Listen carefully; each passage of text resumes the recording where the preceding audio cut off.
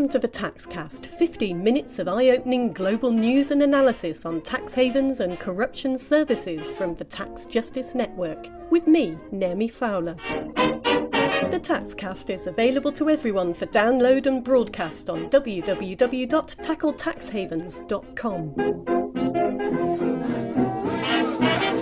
your tax! Pay your tax! Pay your tax! That's one of over 40 protests at Starbucks stores across the UK this month over their corporation tax. In the last 3 years, they declared a loss and paid zero, while telling investors how profitable they were.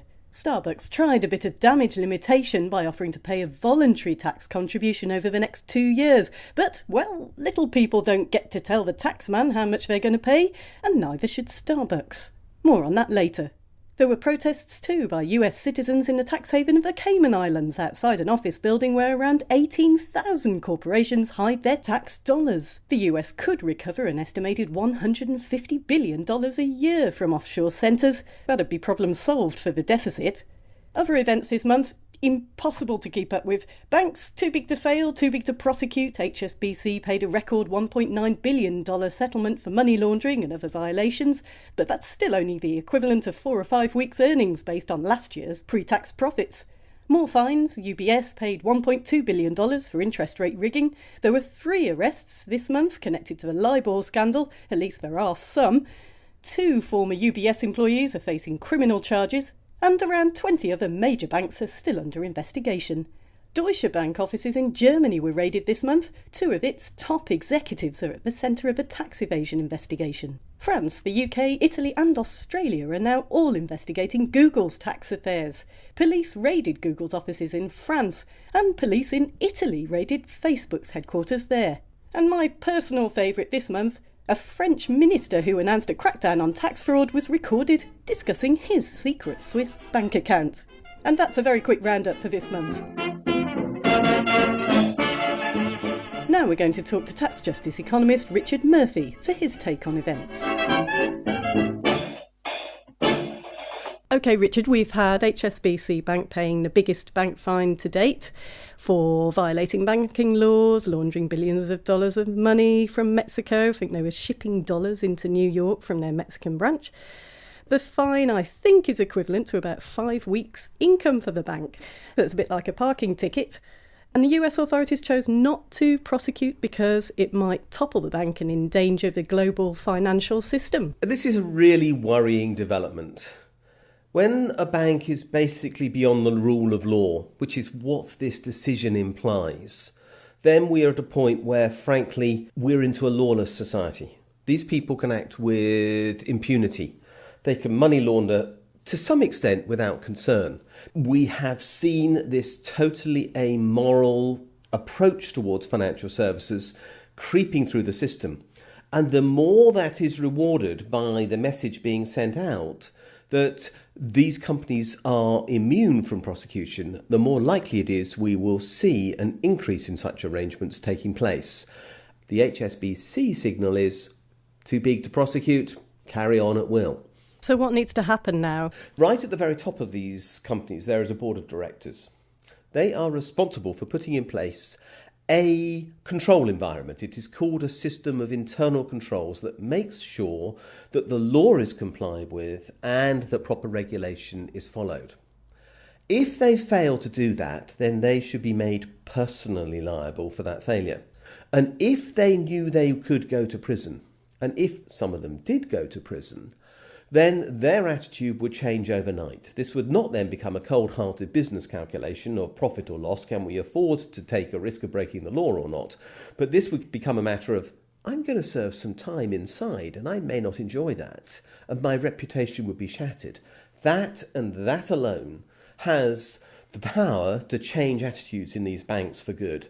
Right, as the individual is in fact liable if we break the law. So yes, let's talk about Starbucks in the UK. The stores there have been hit by protests. Sales are down there. They tried to head off the protest by offering, very generously, to pay some corporation tax after all. Cautiously, I think that we should say that there is a victory in this, in the sense that there has been an awareness created that not paying tax can harm your profitability, and Starbucks are recognising that fact, and so that's good news. The bad news, and I think the bad here outweighs the good, is that actually Starbucks are being, I think, pretty cynical in their offer.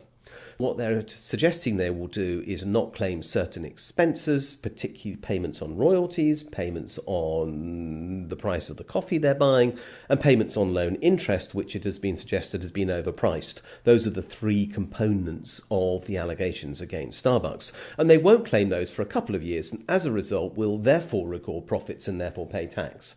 Now, let's be clear, they're not actually changing any of these arrangements.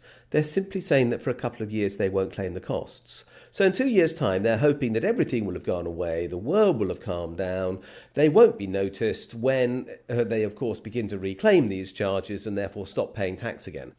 What we actually want is for Starbucks to change their systems so that they stop overpricing for coffee.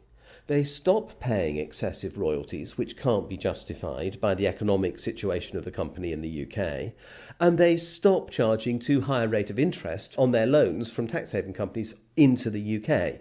If they restructured their business to stop that happening, then we would know there was real fundamental change. And if they offered us country-by-country reporting so that we could see in the future which countries they pay tax in, how much they pay in tax and where, then of course we'd have the information to say, yep, they really have reformed themselves. But right now, none of those things are happening. Right, and in terms of reputational damage, they're obviously worried. Their sales do seem to be affected by this. Regarding companies and how consumers can make an informed choice on these things, you're working on a special rating system about corporate tax responsibility and transparency, and that should be coming in 2013. Yes, we are trying to create a new index, a fair tax mark it might be called. We're not quite sure of the final name as yet. But the point about it is that it actually is quite a complicated process to go through here to make sure we're being fair to companies. We will rank them and we expect to give a score between 0 and 15 so that companies will be given an overall rating and also be told how they could improve it, which is incredibly important. We want to create change, and therefore to provide companies with an opportunity to actually improve their score is essential to what we're doing. Thanks, Richard. Tax Justice economist Richard Murphy. Now it's time for the Taxcast special feature. Google avoided paying about $2 billion in taxes last year. Google boss Eric Schmidt defended his company's use of the tax haven of Bermuda, saying it's called capitalism. But his version of capitalism is destructive, parasitic, and anti-people. It doesn't have to be that way. This month, the Taxcast investigates reform and unitary tax. Is Google doing a great majority of their business in Bermuda? Who believes that?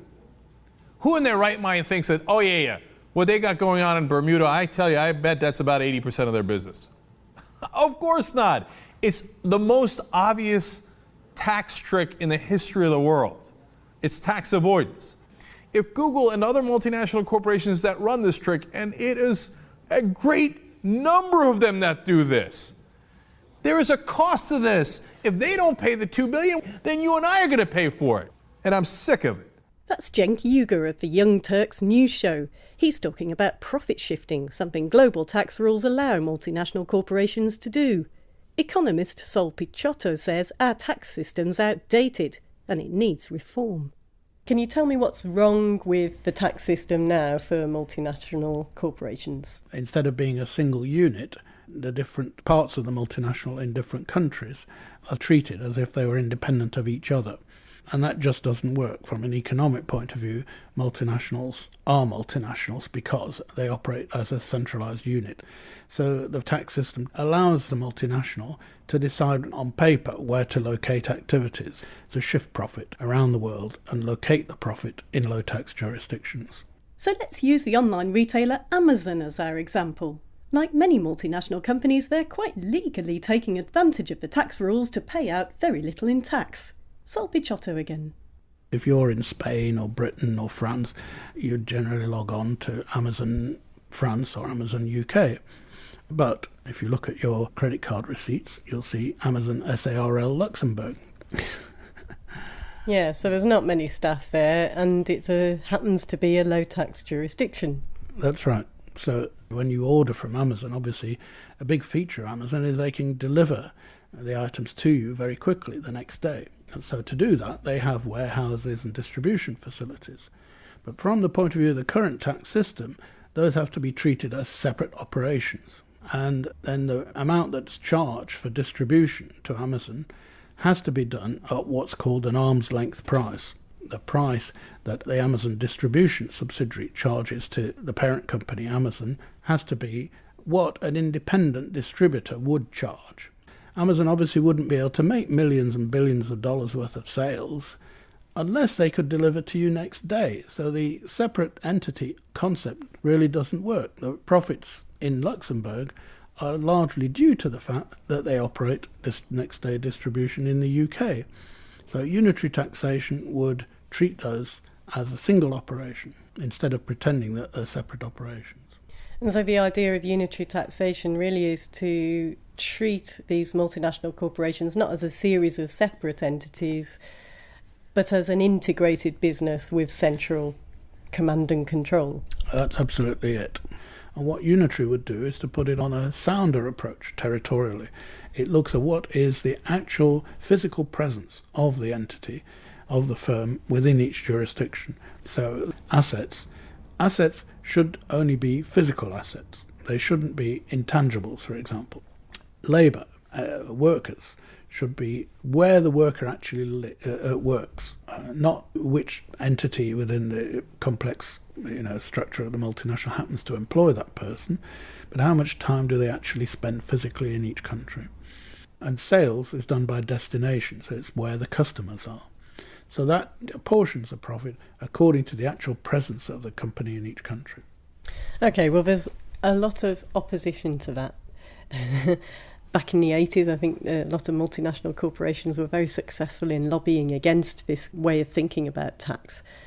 One of the big blocks is the OECD, which the Tax Justice Network does call the country club of the rich member states. The United Nations gives more of a voice to the smaller and developing countries.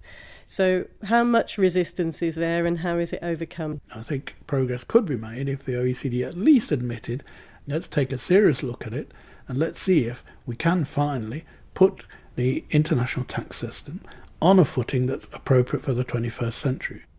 So, taxing companies based on where they actually do their business.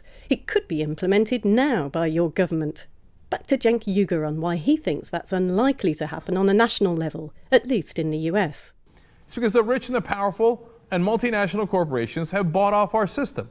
Not just here in the US, but so many other countries. Now, you don't know anything about American politics if you think there's going to be any action taken to make sure that these corporations stop hiding their money in places like Bermuda. There will be no such action. By the way, Google, the third largest donor to President Obama's re-election efforts in 2012. I'm sure getting that tax money back into our system is a top priority. They just probably won't get to it for the next 4 years. But we are seeing examples of large emerging economies like Brazil and non-OECD member states willing to challenge the OECD and express their disagreement with the current international tax rules. Brazil's unilaterally implemented its own tax rules to try and deal with the problem. The OECD's head of tax says it'd take 150 years to implement unitary tax. Professor Kerry Sadiq. Well, I'm a little more optimistic than the OECD that we will move towards a unitary tax model. I don't think it'll be what has been referred to as the Big Bang approach, a whole move to unitary taxation, but rather there's a managed transition. We may see this via a group of countries committing to unitary taxation, such as the EU, or countries agreeing that a specific industry should move towards unitary taxation.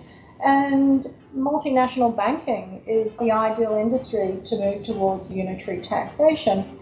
So, how about starting with moving banks to a unitary tax model? And then, yes, companies like Google, Amazon, and Starbucks. For more information on how to solve tax avoidance, go to www.tackletaxhavens.com. You've been listening to the Taxcast. We'll have more news and analysis next month.